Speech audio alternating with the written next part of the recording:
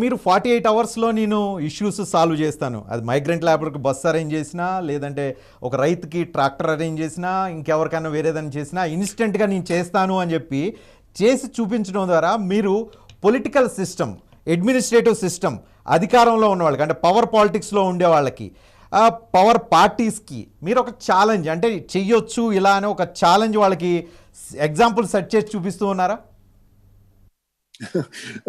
I don't know, sir. Example set, yesterday I got a call from Chandrababu Naidu sir also, and he said ki you have impressed us, you have inspired us ki jitne politicians and bureaucrats and a lot of people in Andhra, Telangana, they will get inspired that okay, you have to, if you need to help now when they need it. You can't say okay, I'll help after 1 month, 2 years, 3 years.